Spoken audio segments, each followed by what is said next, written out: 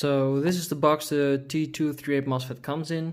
I think it's really nice packaging. I mean, yeah, I'm sorry I ripped it open, so it has a little crack, but it didn't come like that. They usually come in a foil. They're wrapped in foil, so it's pretty nicely sealed as well. They have like the shiny logo with a little bit of 3D feel to it. It's really cool. I really like this logo. It's really funny. As well as on the front of the packaging. As well, the nice thing they added as well, what I really love, is the product manual. I really missed that one in the previous versions, because, well, sometimes you just have some stuff that you want to find out or don't want to find out for yourself. You just want to have a manual that you can refer to just to make sure. Like if you're crafty enough to place a Mosfet and solder it, then you're probably crafty enough to know or to figure out what the functions and stuff are. But I mean, that they added a manual makes it way more easy and way better for people that don't want to do all the research. So the manual, I'm going to go over the manual in a second, but I want to let you know that it's in Chinese and in English as well. The English in here is pretty good, so we're going over the manual in a second. Here you have the thing that is, or the Mosfet. It's the V3 version. It's packaged really nicely. It looks a bit familiar. They come pre-wired with 20 gauge wire and 26 or 28 signal wire gauge. Yeah, I don't know for sure for airsoft if these will work, but I'm going to run it as is and see how long they hold up. But I'm probably going to swap these out for 16 gauge mp5k wire, so alpha wire. Your gel blaster guys out there, you probably recognize these. These are for gel blasters. They wind up the mag, but we don't use them in airsoft, so you can just cut them really close or desolder them, whatever you like. We're going to go over this one in a bit. You also get, let me zoom in. Also get this package. It has Tamiya connectors. I'm going to be soldering mine in Deans, so yeah, I don't really need those, but still it's nice that they put them in there, along with heat shrink and with these little things, the cushions with a little bit of glue on the back side. So it's probably to paste on the top of the Mosfet to keep it in place, to make sure it stays secure in the gearbox. Sorry, English is not my native tongue, so sometimes I need to find the word, so it takes me a second. Excuse me for that. There also are the springy things. Again, for airsoft we do not use them. They're for gel blasters. The wires are attached to that one, and those springs are attached to the magazine that then wind up the magazine. So in airsoft we do not use them, but for gel blaster guys, they're also included in the package. The Mosfet itself has, as you can see, it's the V3 digital trigger with light sensor version. The light sensor is only and purely with the sector gear, so it's underneath there. I don't know if you can see it. There we go. The one on top is really nice. I mean, finally that big round bulky thing is out of the way. I mean, yeah, that made it look cheap, and now it really looks like a quality Mosfet. This one is still the V1.0, so it's the first V3 Mosfet for the V3 gearbox from T238. So yeah, I'm really excited to see how it performs. Let me see if I can hold the focus. I'm really excited to see how it performs. I'm going to run it as is with the wires, so yeah, probably going to bottleneck the the build, but still, just want to see how it holds up. Maybe it holds up okay and will be fine for those standard gearboxes that don't want to increase the rate of fire stuff or anything. Just want a Mosfet. So yeah, I'm just going to try it so you guys know if it works and how it works, and or if you should switch out the wires.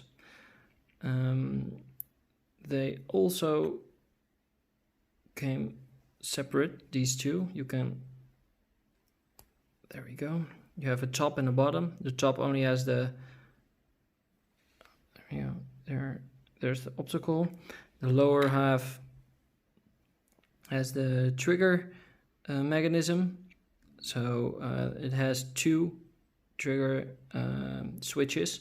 The reason that it has this is because it has AUG mode, and I really love that. I'm really happy they put that in this MOSFET, because that was something I was really missing with all the other MOSFETs. The only one that had them was Gate Titan. They had the, or as far as I know, maybe there's something else, but Perun and Leviathan and stuff, they didn't, and Jeftron didn't have those.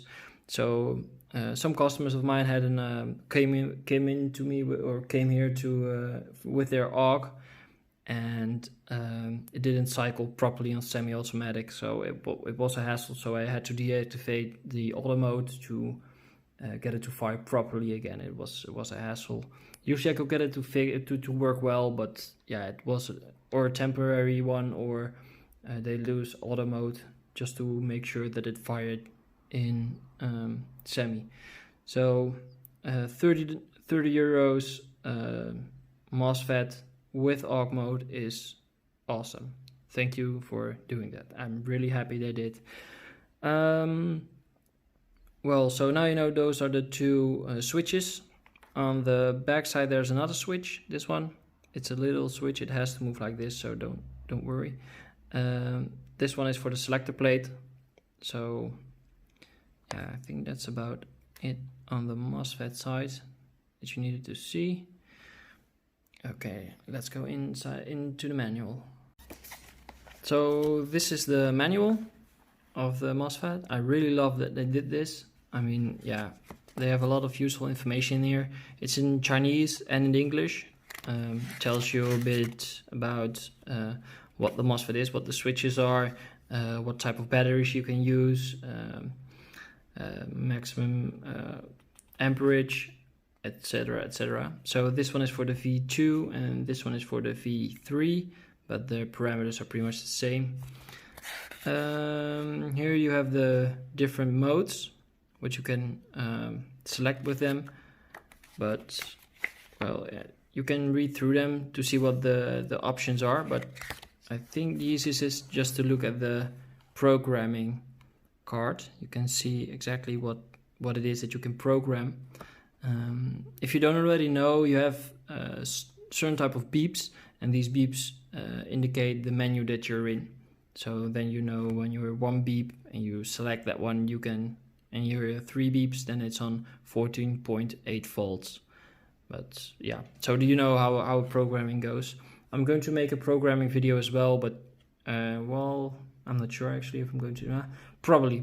I'm not sure, because I have a programming video of the V2 and it's really similar, so I don't see any need to make that one. On the page before, you can see how you go into programming mode. So there you go.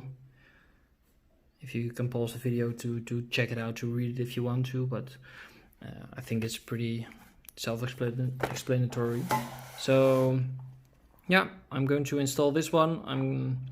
I'm not going to video the entire progress because yeah, that's going to make a long video. So I'm just going to install this one and let you watch step by step what I did, so you know what to do. But I mean, how to open the gearbox, I hope you know how to do that. Otherwise, well, check that one out first before you check this video. So I've cleaned out the gearbox. I pulled it out of the receiver and took all the internals out. You can remove the sector, or this one, the cutoff lever. You don't need that one anymore, so you can just remove it. as well as the trigger contacts. As you can see with the trigger contacts, the wires, it was like this. So the wires went to the front and then over the gearbox, going to the motor and the battery. This Mosfet, the T238, has wires going down. So that's something to notice. With the mp5k, that's not an issue. I don't think it will be with an AK as well. What you see is when you put in the Mosfet. So what I did is, or what I do is, I make sure I'll put the Mosfet behind that little notch there, because it has an opening. Let me see if I can zoom that in. There we go. So it goes behind there, like so. And then here you see that little hole. Just press that till you feel it's just softly, because there are a lot of delicate parts, so be gentle please. That's what she said.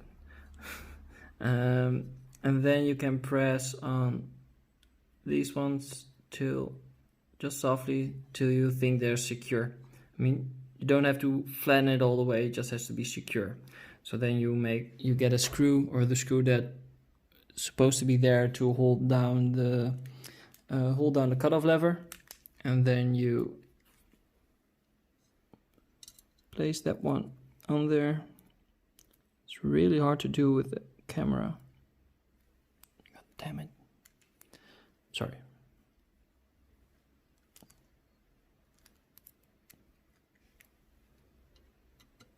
There we go.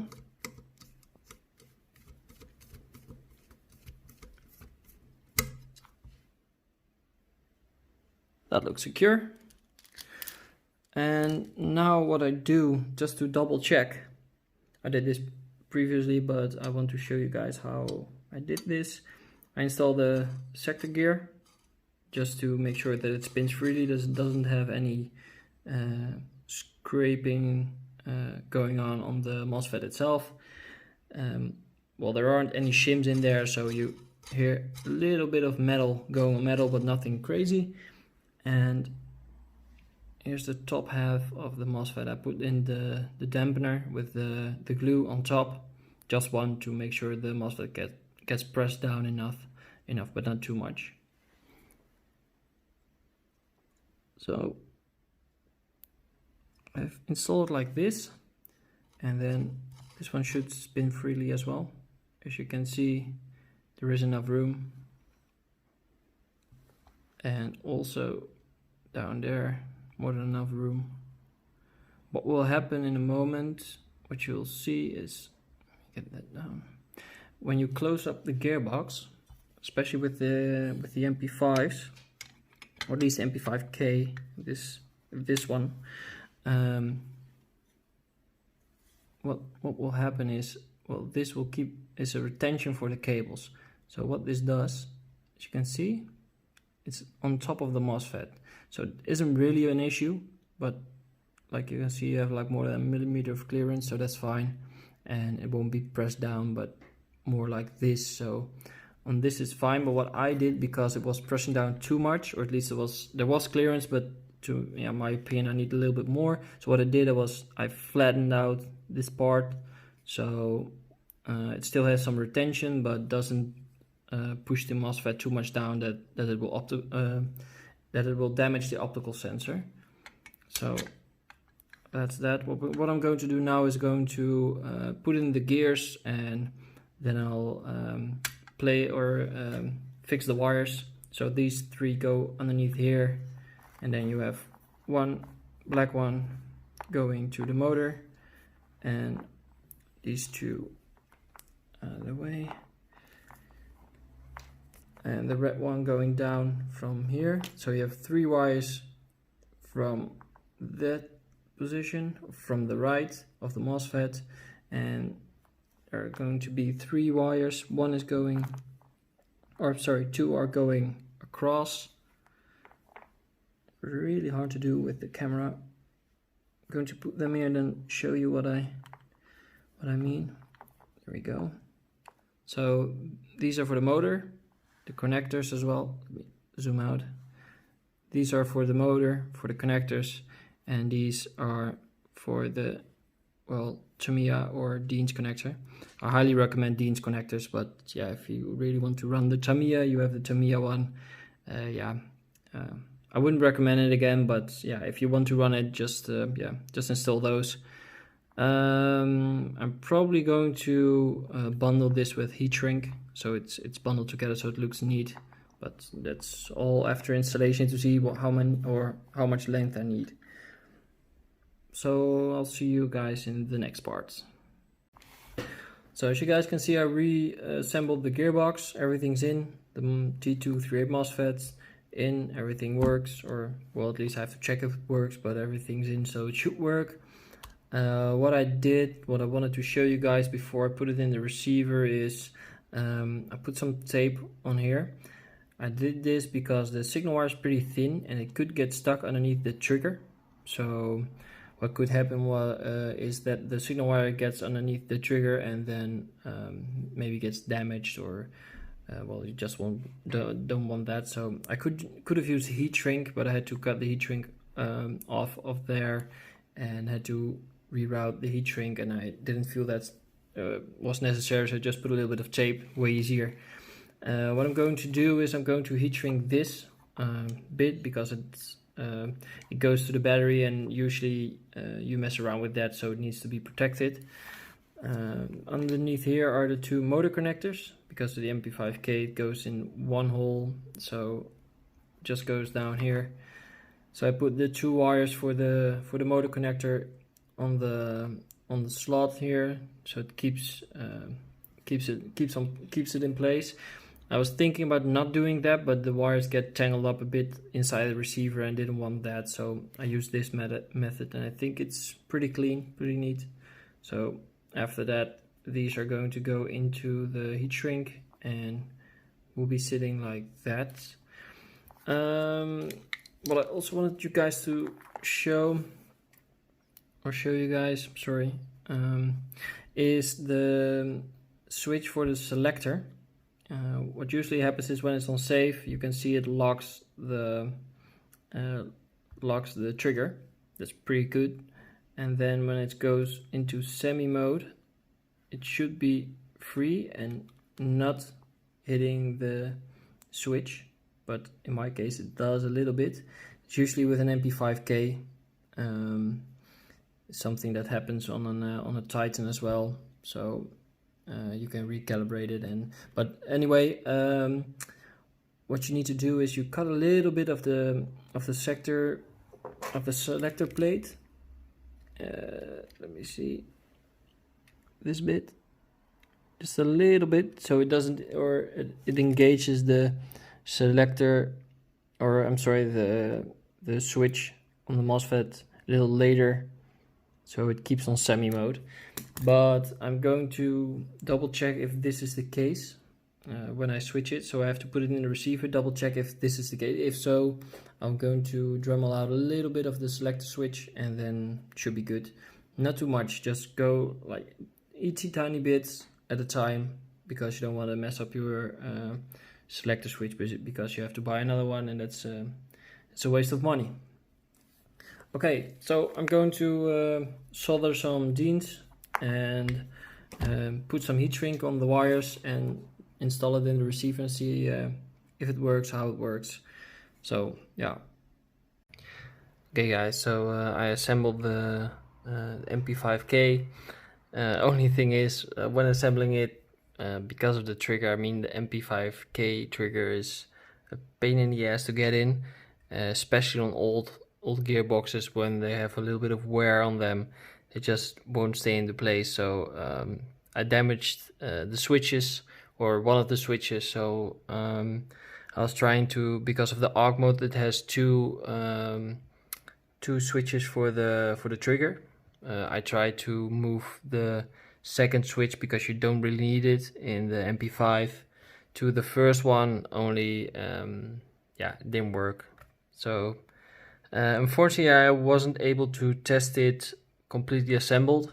I did test it in the gearbox without the assembly, so just pushing the switch with a screwdriver, and it worked perfectly. So yeah, I'm probably gonna get another one and install it in this one again and see how it actually works. So I'm sorry guys that I couldn't show you like the finished product, but yeah, I tried to order a new one, so uploaded it a little bit later, but because of the coronavirus issue in China, which I think they do really well at the moment. I mean, they're trying to be really cautious, so I think that's always better to be cautious with these type of things. But unfortunately, that's why I don't have another unit, so I won't be able to fully test it. So I ordered it, but unfortunately it isn't even shipped yet.